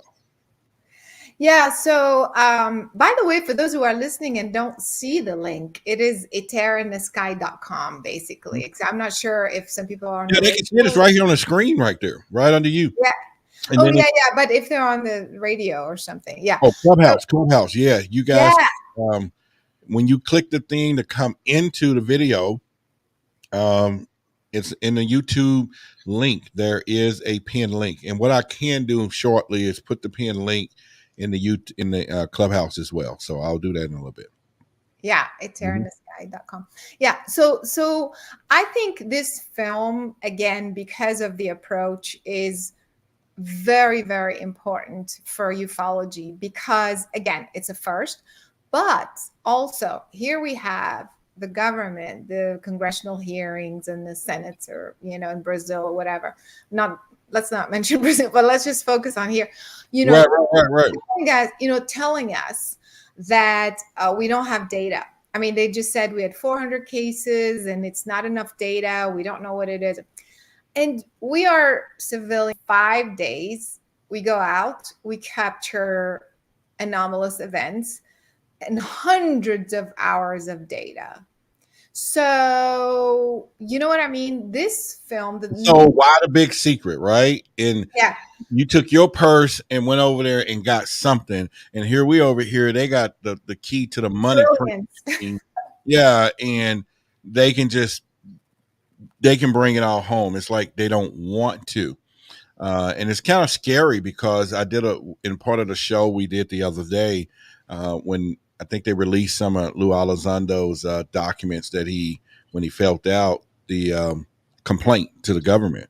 And one of the things he put in there was that he was getting a lot of pushback from some of the senators and higher ups from a religious standpoint, why they didn't want to get into digging deeper. And I thought that was and it really rubbed me because I'm like, wait a minute, even if there was some threat or not, but you're in this position of power controlling the purse that we typically, all of us, is putting into, and you decide not to look into something that could possibly be or not, because your religious side, that's not part of the politician of protecting us side that we think you should be doing, because if you think religiously something else. And so I thought that was pretty weird that this is happening, but yet, like you said, here you go, you're able to take your own money, roll the dice, so to speak, okay, within a window, and come up with all kinds of stuff that we're going to be looking at for years. Exactly. And yet they don't even want to just explore down there. And so I think that's another part of what your film does for ufology. It's starting to connect the dots, but I think it's going to force their hand. Exactly. That's what that was my next point. It's going to force their hand. Mm-hmm. Especially that we are inviting the scientific community now, like I said, with this recent conference at the SCU conference recently, with all these scientists hearing the data, the details. It's not just that the film is just a starting point, but then all the details about how we went about it and what's going on, and nobody's able to offer any sort of explanation to the tear, the wormhole, the whatever. And so what I'm saying is this film is starting to push the envelope and to hopefully propel more investigation. And at some point, the government, they can't be out there publicly. This is going to be more and more and more public. That's why I'm doing everything I can to put this film out there, this science out there, having these people talk about it. And when it becomes so public, the government can't be saying, "Oh, we can't collect data with all the radars and the telescopes." I think that's an understatement of pushing the envelope. I think it's pinning the tail on a donkey. Period. It's there. I didn't see it now. Can you? It's like, can you hear me now? Like Verizon. Can y'all hear me now? There's something out there. you know, and I think that's exactly what you did. And I just can't, I don't know. It's just one of those things. So let's just go into, do you feel accomplished? I mean, how are you feeling about the goals that you set out when you're by yourself? How are you feeling? Not when everybody's around. You go, yeah, I did a great job. No, when the lights off, everybody we're going, and when you finish that day and you got all of it together, and you look at what you wanted to set out to do, did you set or did you accomplish your goals? How did you feel at the end of the day when it was all said and done? When you looked at the film itself, you looked at it after they handed it back. Here's the finished product. Boom. And you saw it before anybody.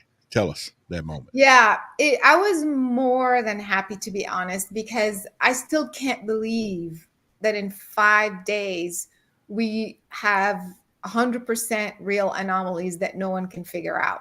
Mm. You know, I mean, like that. So I'm like, oh my God, like we did it. So, but this is a film. So what I'm saying is, this is the first step. There's a lot more details behind it, more analysis behind it.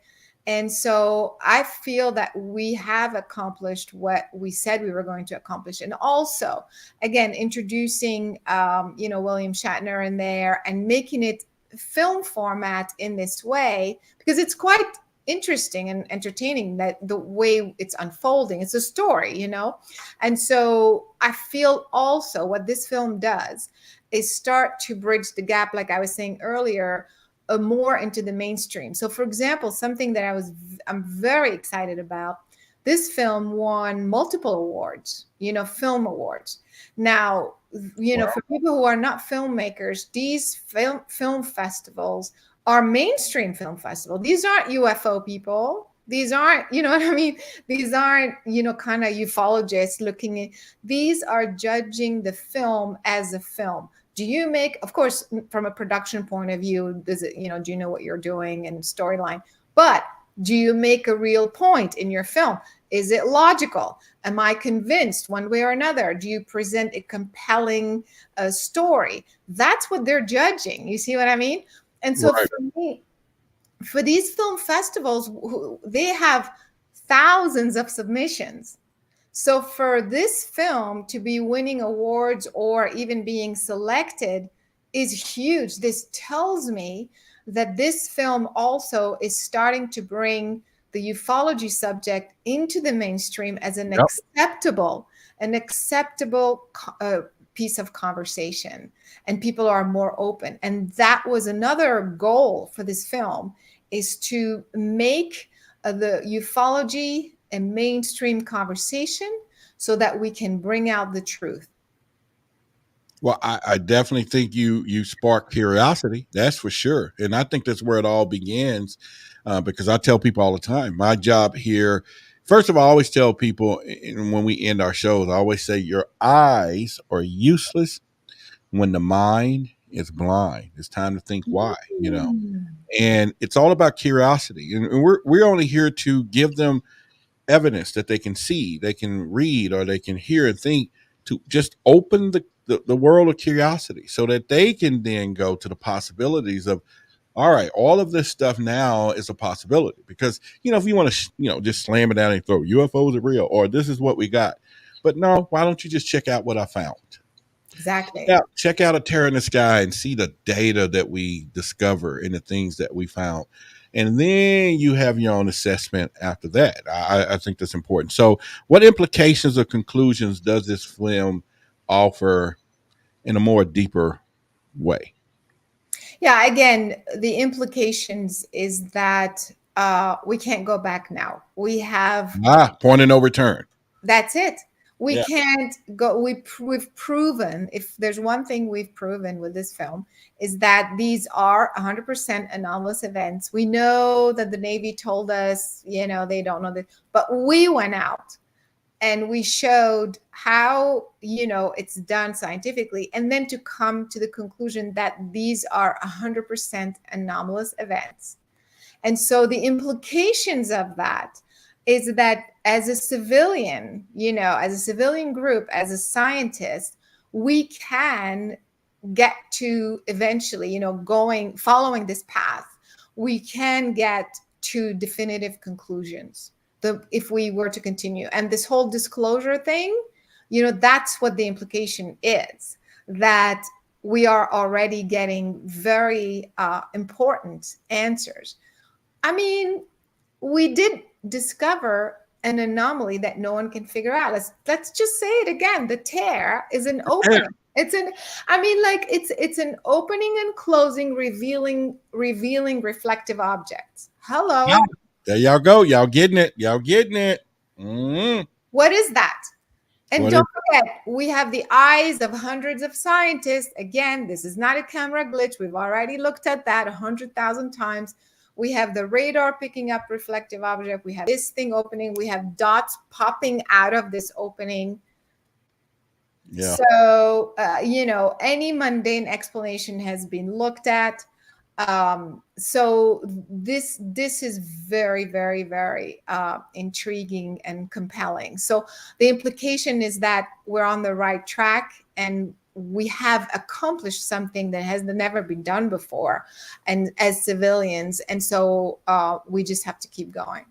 Wow. I tell you what, we're going to open it up for a few questions if there have any, if you don't mind. And Molly, I put you back up. Sergio, I think he was leaving. He went on and ordered the movie. If you got a question, you got the first dibs. And if any of you want to support us with a super chat, and again, it's whatever value that you find that you've gotten tonight. And if you want to ask Caroline the question, and I'll put it up on the screen for you.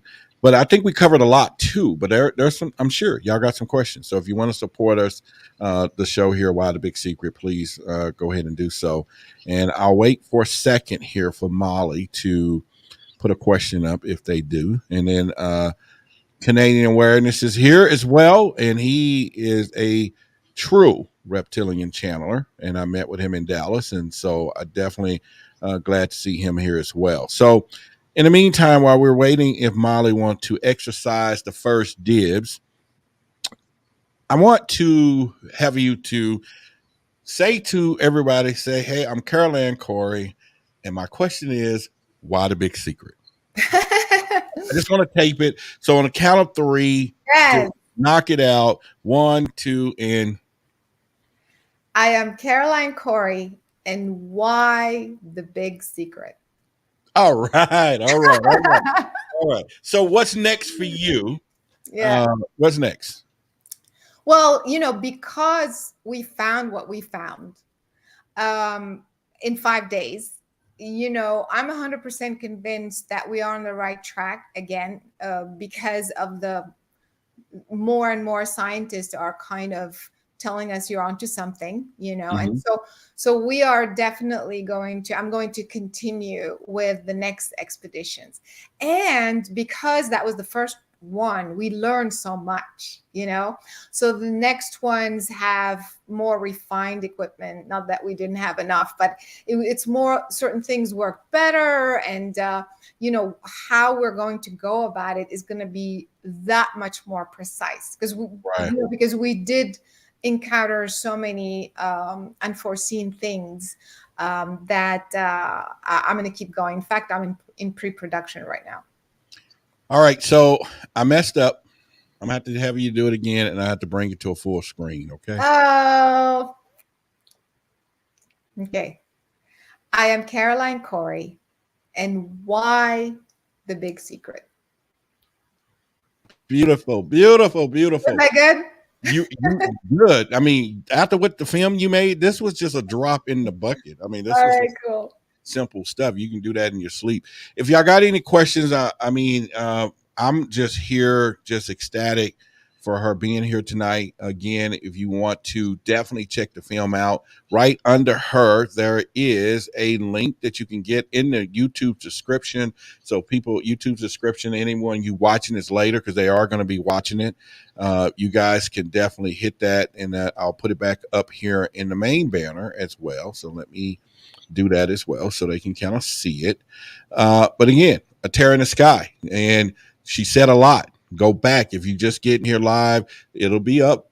Come back and watch this video at any time that you want. The podcast will be up. We get thousands of downloads. It'll be up over the weekend, I think by tomorrow. So if you want to listen to it while you're out driving and wherever you find your podcast, we're on Apple, we're on Spotify, we're on Google Podcasts. I mean, all Spreaker, everywhere.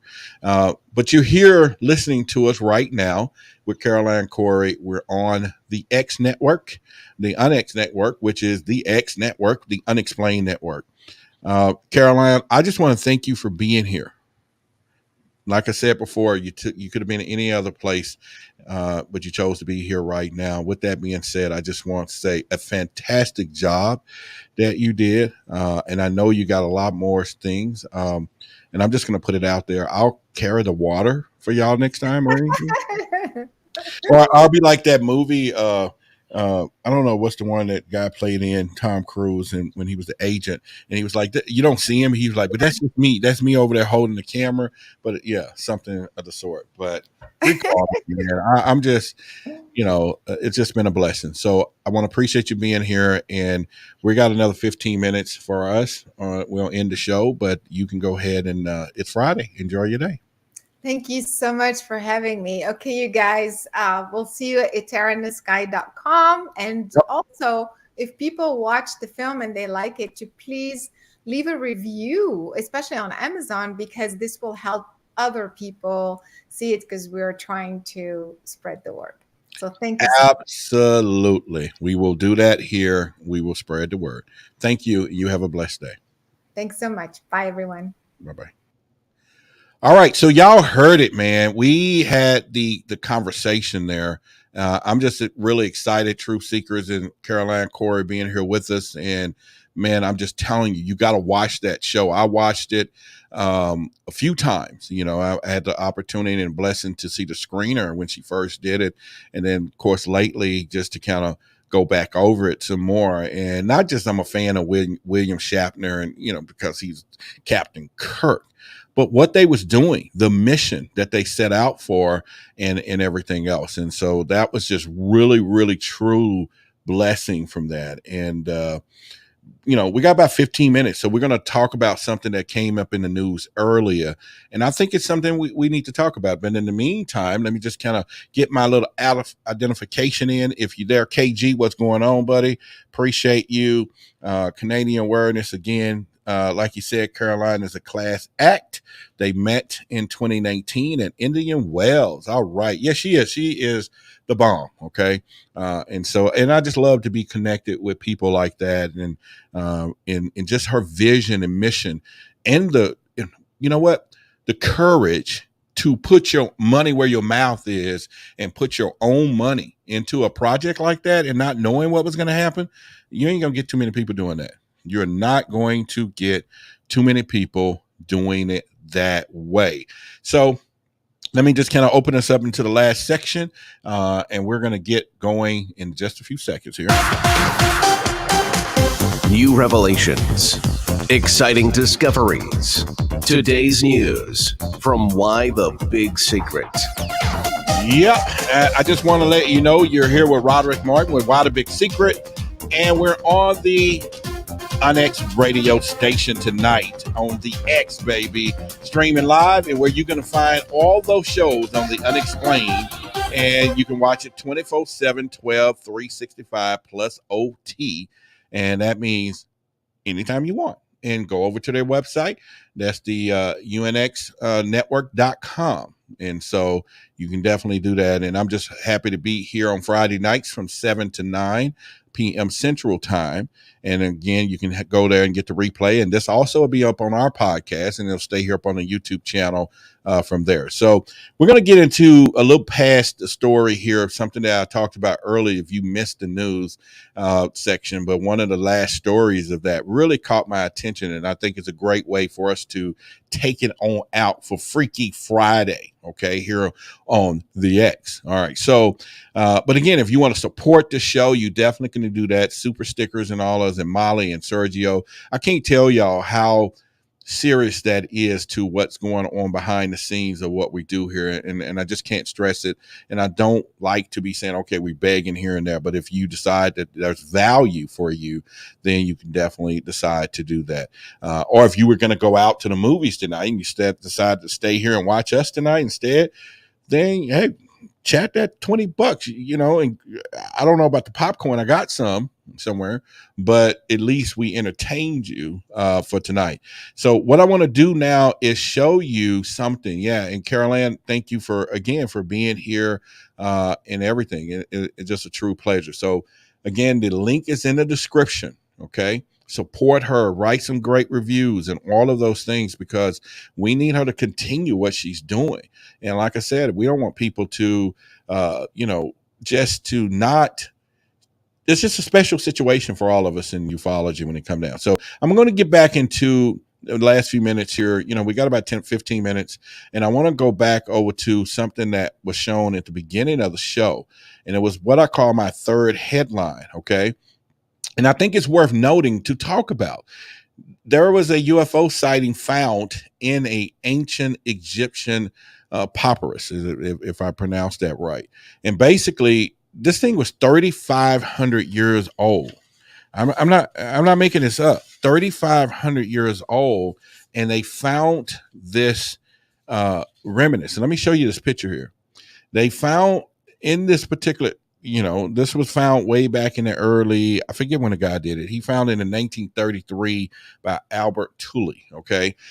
But in this picture was a UFO. Look at that. And it's in a description. Now, some might say, oh no, that's just an artifact hanging up in the sky within itself. I ain't buying that. And what I'm saying is this is found, they already backdating and predating this thing. Is 3,500 years old, everyone. What do y'all think about that? Post in the comments of them finding this picture and share me your thoughts about it, because I'm thinking it's like, what do we do with this? In other words, this information, because I'm reading a book. Let me just show you. This is the book I just got. And I'm reading this book, okay? Religions and Extraterrestrial Life. And I just got it the other day, and it's an interesting book, but it does go back into time in some areas. And then all of a sudden I see this today, and it's like, what? So we're and of course they're estimating this thing is 3,500 years old, but this document recorded appeared on several fiery discs in it that covered the sky that was shown brighter than the sun itself.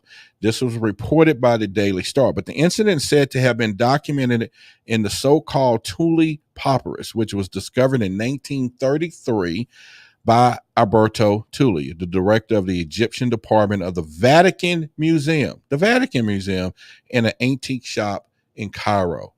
I need to go over there. Cairo, even in the movies, you can find some stuff in Cairo, right? And so it's just kind of like really blow me away. But I just want to know what y'all thoughts are. Hit me in the chat. What do you think about what I just showed you?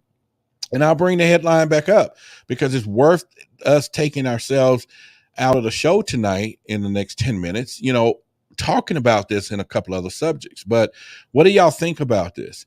The UFO sighting found in ancient Egyptian. Okay. And again, here's the picture. I'm not making this up. Here's the picture.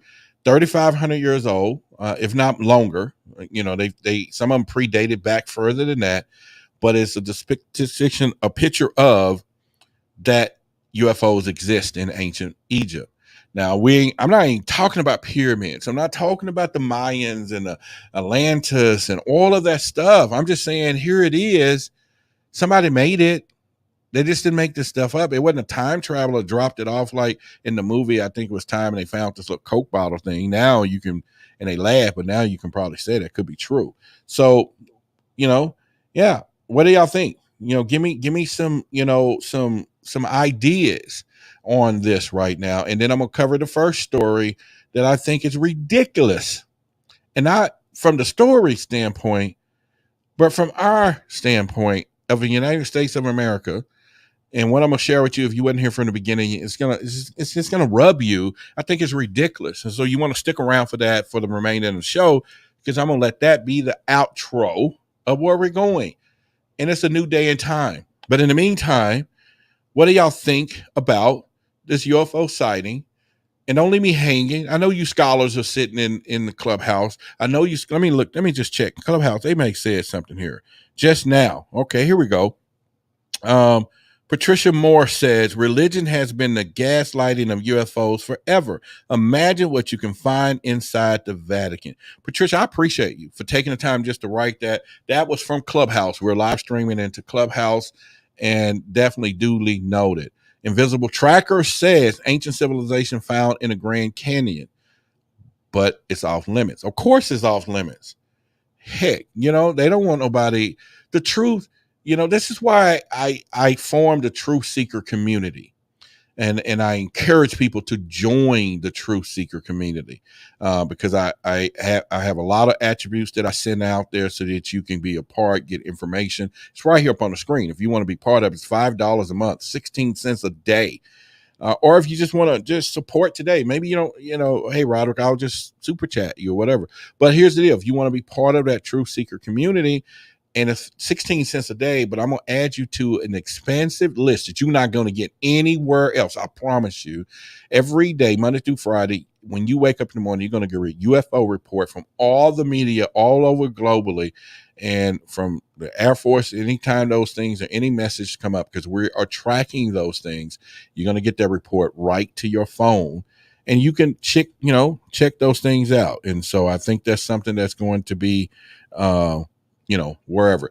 This thing was found in Cairo, in an antique shop, Joshua. That's where they found it. This particular picture that I'm talking about. I'll show it to you again from here. It's right here on the screen.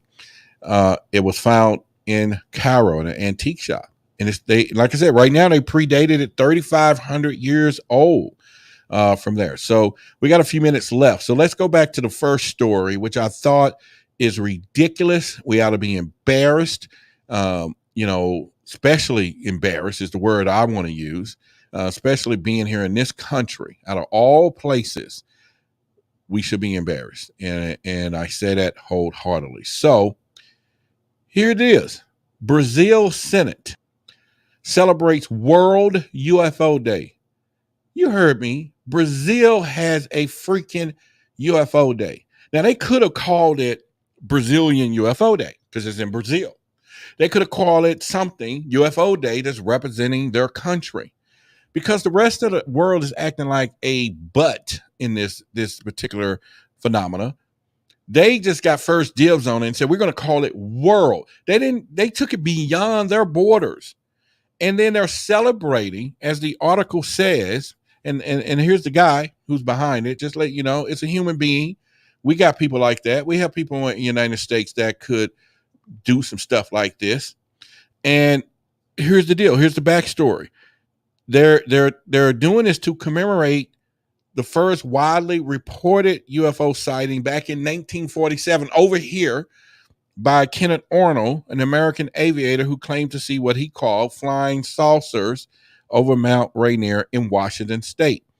Why on earth, wow, I did use that word, would a whole country over there, Brazil, base their World UFO Day on something that happened over here in the United States of America? And we still at congressional hearings up here talking about, I don't know, we need a little more money to check into it. Well, we haven't really checked the data. Is this something like crazy or what? You know what I'm saying? Am I standing by myself? Anybody else going to chime in on this in the chat? Y'all leaving me out here? Don't y'all think that's kind of strange? Okay, I'm up here. I'm talking by myself to myself in the last 3 minutes of the show. Come on, hit me in the chat. We talking, they got a World UFO Day over in another country commemorating something that happened in our history over here, though. Isn't that like something out of you can't make this up. You cannot make this up. And I'm not making it up. They have a World UFO Day in Brazil. Google it. It was yesterday, the 24th. Now I think it's today. So it's today. Yeah. And so that's like crazy when it comes down to that. So, all right. Patricia says, and Patricia, I appreciate you not leaving me hanging because I got a lot of good people here. Okay. Ashita says, really disappointing. I know, right? Really disappointing. wondering why they still have no drill into the big pyramids. And Patricia said, we should be celebrating UFO too. Let's make it a trend next year. I know. We need to do that. You know, I already told y'all we need to do a movement called UFO taxes. And that is a movement from all of us starting a hashtag UFO taxes. And all it is getting all the other regular people who driving to work every day who think they ain't in on this. They are in on it. Okay. So what I'm going to do, since we are now coming to a close, is to get you situated from a few things and just kind of let you know where we are. But in the meantime, let's do this. I'm Roderick Martin, and tonight's been a great night. It's been Freaky Friday, and I'm really excited about this and everything else. We had Caroline Corey here, the executive producer of A Terror in the Sky. Great conversation. I think it was really good. So if you definitely need to check it out, it's in the link down there. Thank you, Patricia Moore. Great show, Roderick. I appreciate you. I like to hear it too, and I really think that.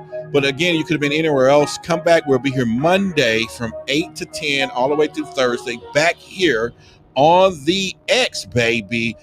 The Onyx Network is where you can get the unexplained. I'm Roderick Martin. I'm hosting the show for you, and I just want to thank you, and it's been a plum, pleasing pleasure as well as a privilege. I want to leave you with these words, though. Your eyes are useless when your mind is blind. It's time to think wide. Thank you for watching the show. Good night.